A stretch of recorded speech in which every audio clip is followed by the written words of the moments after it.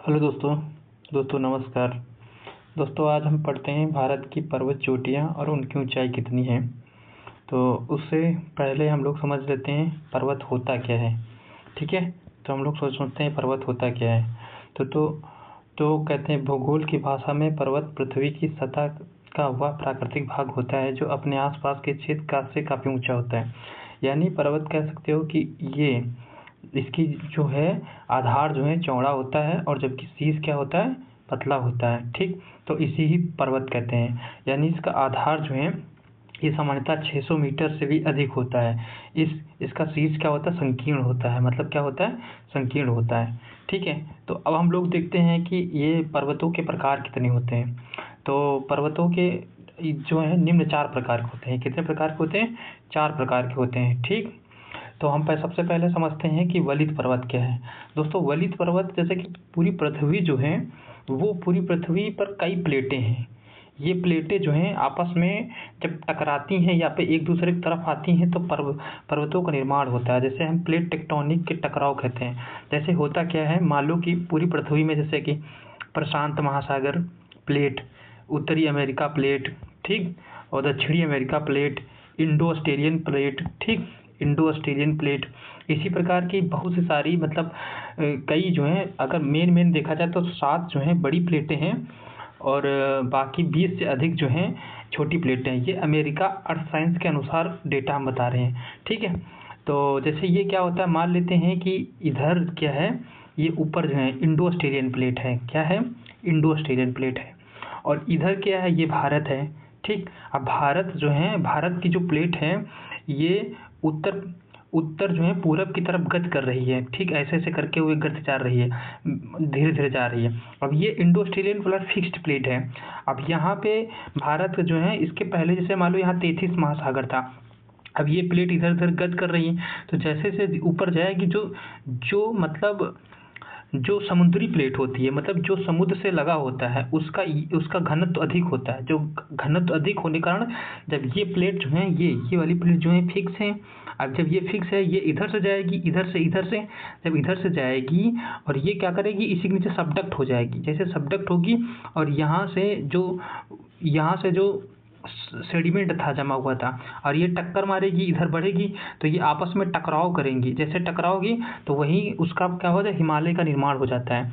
तो ये ऐसी प्लेटों जो हैं, जैसे अगर जो ये इंडो ऑस्ट्रेलियन प्लेट है, ये भारतीय प्लेट है, जब आपस में टकराएगी उसी से वलित पर्वतों का निर्माण होता है। इसे कहते हैं न्यू फोल्ड माउंटेन कहते हैं। ठीक, इस प्रकार की जो पर्वत हैं तो इसमें कौन कौन से आ जाते हैं, जैसे कि आ जाता है हिमालय पर्वत, रॉकी पर्वत। ठीक, रॉकी उत्तरी अमेरिका में है, एंडीज जो है दक्षिणी अमेरिका में है।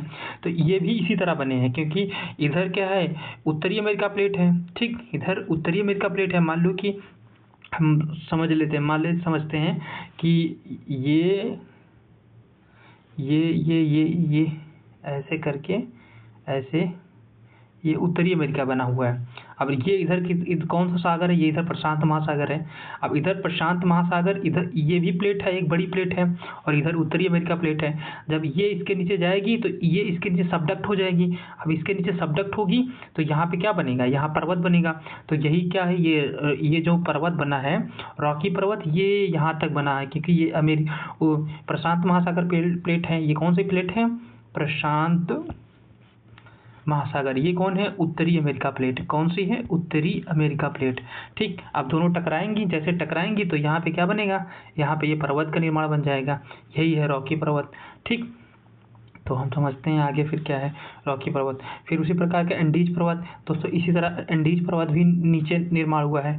ठीक, अब समझते हैं भरतोज पर्वत क्या है, यानी सेकंड पर्वत के बारे में बात करते हैं। ठीक, ये क्या है, जब पृथ्वी किसी सतह में दरारें पड़ती हैं, यानी जब किसी सतह में दरारें पड़ जाएं, या तो ज़मीन नीचे चली जाए या ऊपर उड़ जाएं, तो इस प्रकार के पर्वत को ब्लैक माउंटेन कहते हैं। ठीक है, या फिर ब्लैक पर्वत भी कह सकते हैं। ठीक, इसमें कैसे होता है, मान लो कि ये पर्वत है और ये पर्वत है, तो ये एक दूसरे की तरफ ही दबाव मार रहे हैं ये दोनों, इसको बोलते हैं संपीड़न बल।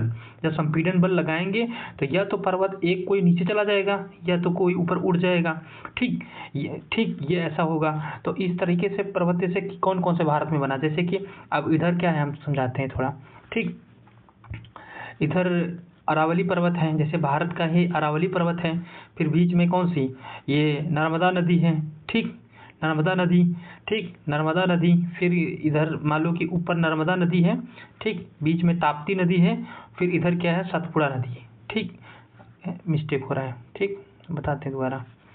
ठीक, ये अरावली है, सॉरी, ये अरावली पर्वत है। ठीक, अरावली पर्वत है और फिर इधर ये सतपुड़ा पर्वत है। ठीक, अब इन दोनों के बीच में नर्मदा नदी बहती है और इधर ताप्ती नदी बहती है। अब इन दोनों के बीच में देखो घाटी है, इधर ये क्या है, इधर भी घाटी है, भाई नदी टाइप है। तो बीच में क्या, सतपुड़ा पर्वत ऊपर उठा हुआ है। जब ऊपर उठा हुआ है भाग है, ये कौन सा है, ब्लैक पर्वत। अब इसमें 2-3 कंडीशन बनती हैं, जैसे कि हम देखते हैं। ठीक, जैसे कि कोई पार्ट है, हम समझते हैं, जैसे ये पार्ट है, ठीक, ये पार्ट है कि ये पार्ट है। अब दोनों ये एक दूसरे पर फोर्स लगा रहे हैं, ये इधर से लगा रहा है, ये इधर से लगा रहे हैं, तो ये कुछ इसका जो बीच वाला पार्ट है ये ऊपर उठ जाए। जब ये ऊपर उड़ जाता है और ये नीचे, ये दोनों नीचे चले जाते हैं और ये स्थिर रहता है। ये क्या रहता है, स्थिर रहता है। ठीक, जब ये स्थिर रहता है तो इसी को क्या बोलते हैं, ब्लैक माउंटेन बोल देते हैं, यानी कि ब्लैक पर्वत बोल देते हैं, या फिर भ्रंतोष पर्वत बोल देते हैं।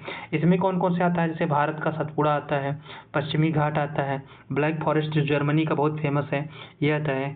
तो आई होप ठीक है आप लोग समझ गए होंगे ये पर्वत क्या है। आप देखते हैं कि तीसरे प्रकार के पर्वत क्या है। ये तीसरे प्रकार का पर्वत है। ठीक, कौन सा है, तीसरे प्रकार का पर्वत है ये, तीसरे प्रकार का। ये क्या है, ज्वालामुखी विस्फोट से निकलने वाले लावा, राख, चट्टानों के जमा होने से इनका निर्माण होता है। मतलब अब जैसे कि ज्वालामुखी ये है, ये ज्वालामुखी, ये प्लेटें हैं। ठीक, ये प्लेटें बनी हुई हैं। अब यहाँ से ज्वालामुखी का उद्गार होता है। मान लो ज्वालामुखी फूटी, अब फूट के ऐसे जमा होती गई, तो एक पर्वतनामा बन गया, पर्वतनामा आकृति बन गई। उसके बाद ऐसे धीरे धीरे निकलता रहता है, ऐसे फूट के जमा होते एक परत दर परत पर ज्वालामुखी निकलता रहता है। अब देखो ये पर्वत का आकार बन गया ना, पर्वत के आकार। तो यही है, इसी को बोलते हैं पर्वतीय, जो ज्वालामुखी विस्फोट से निकलने, राख, चट्टान से जमा, ठीक, और चट्टानों से जमा होने से इनका निर्माण होता है। जैसे कि भारत का बैरन द्वीप है, माउंट किलिमंजारो है, माउंट फुजियामा है, माउंट फूजी है जापान में जो है, ये होता है। अब पढ़ लेते हैं फोर्थ प्रकार के पर्वत। कितने, कौन सा प्रकार का, फोर्थ प्रकार का पर्वत पढ़ते हैं। इसको बोलते हैं अवशिष्ट पर्वत। ये अवशिष्ट पर्वत क्या होते हैं, ये जो बहुत पहले बने होते हैं पर्वत, ये मतलब ये पर्वत बहुत पुराने होते हैं, जो हवा, पानी और बर्फ के कारण खिसकर छोटे रह जाते हैं। जैसे कि भारत का अरावली। अब जो अरावली है ये राजस्थान से लगा के यहाँ दिल्ली तक था।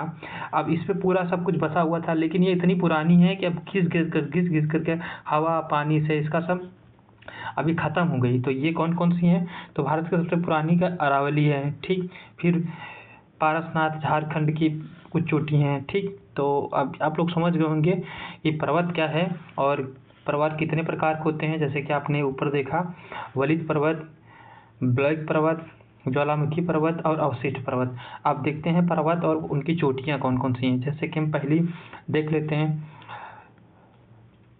जैसे क्या है K2, ये गार्डियन अस्टीन। कितनी ऊंचाई है इसकी, 8,611 किलोमीटर। कहाँ पे है, लद्दाख में है, भारत की सबसे ऊंची चोटी है। ठीक, अब ये विवादित है। फिर दूसरा पढ़ते हैं, कंचनजंगा चोटी। ये कितनी है, 8,586 किलोमीटर है। कहाँ पे है, सिक्किम में है। भारत के अधिकार क्षेत्र में स्थित है, सबसे ऊंची चोटी है। मतलब भारत के ये जो है, जो K2 जो है विवादित चोटी है, क्योंकि पाक अधिकृत क्षेत्र में पड़ती है। लेकिन ये कंचनजंगा जो चोटी है 8,586 मीटर, ये सिक्किम में है, भारत के अधिकांश क्षेत्र में स्थित चोटी है। ठीक, फिर आगे पढ़ते हैं तीसरी नंबर की चोटी कौन से है, नंदा देवी।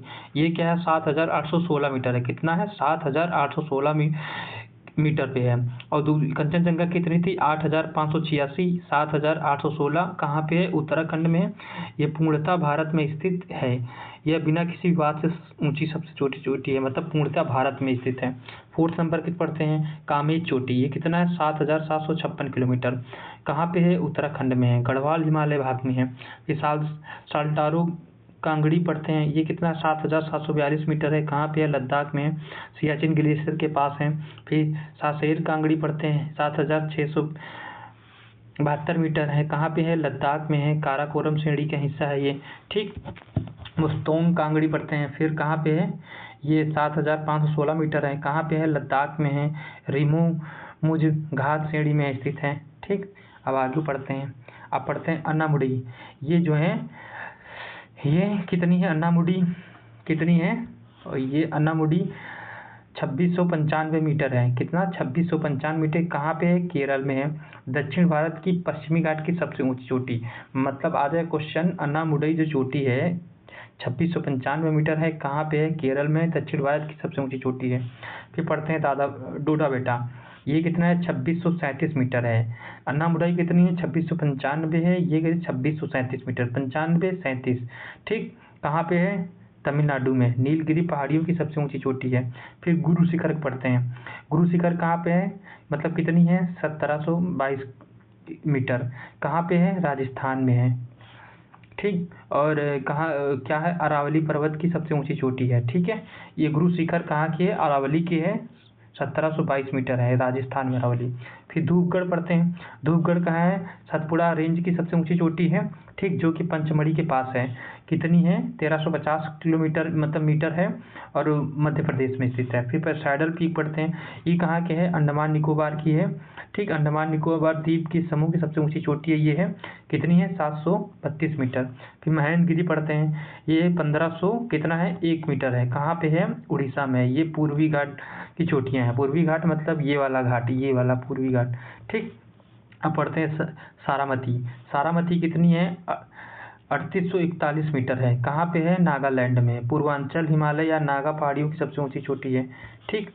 चलो अब कुछ इंपॉर्टेंट क्वेश्चन पढ़ देते हैं, जैसे कि ये भारत की, ये क्वेश्चन पूछा जाए भारत की सबसे ऊंची चोटी कौन सा है, तो K2 बोलेंगे, ठीक। क्या बोलेंगे? K2 बोलेंगे। लेकिन यदि विकल्प में K2 नहीं है तो ये क्योंकि विवादित होगा, पूरी तरीके से भारत में नहीं है, तो क्या लगाएंगे? कंचनजंगा होगा। यदि प्रश्न में पूर्णतया पूछे, पूर्णतया भारत में स्थित पूछे तो कौन से लगाओगे? उत्तर, नंदा देवी उत्तर लगाओगे, ठीक, क्योंकि यह कंचनजंगा नेपाल सीमा पर है, ठीक। अब पूछ ले, कभी कभी पूछता है उत्तर से दक्षिण, कई बार चोटियां उत्तर से दक्षिण क्रम में लगाते हैं, तो सबसे उत्तर में क्या है? अब तुमको बताते हैं, थोड़ा ऊपर करते हैं। देखो सबसे, जैसे कि ये भारत है, मानते हैं ये भारत है, ठीक। ये इधर से ऐसे में रफली बना दे रहे हैं, ठीक। ये डिजिटल पेन है तो थोड़ा दिक्कत होता है बनाते में, मालूम कि ऐसे समझने के लिए बनाते हैं, क्योंकि इसमें पेन चल नहीं रहा है दोस्तों, ठीक। मान लो तो ये भारत है, ठीक, ये भारत है। अरे यार चल ही नहीं रहा ये, ठीक, इधर चल जा भाई, हाँ ऐसे समझ रफली चल देते हैं। तो सबसे ऊपर क्या है? ये जो चोटी है ये काराकोरम है। फिर कौन सी आएगी? लद्दाख आएगी। फिर कौन सी आएगी? काराकोरम, लद्दाख। फिर कौन सी आएगी? जास्कर। फिर कौन सी आएगी? पीर पंजाल। फिर उसके बाद कहते हैं धौलागिरी आती है, ठीक। ये सब तो ये जो है, ये जैसे काराकोरम हो गया, ये सब कौन से हैं? ये ट्रांस हिमालय में, ठीक, पाई जाती हैं। तो आई होप आप लोगों को अच्छा लगा होगा, ठीक है। और अगर अच्छा लगा हो तो आप लोग लाइक सब्सक्राइब ज़रूर करना, ठीक है। क्या क्या करना? क्या क्या करना? लाइक, ठीक, और सब्सक्राइब, ठीक। थैंक यू दोस्तों, थैंक यू।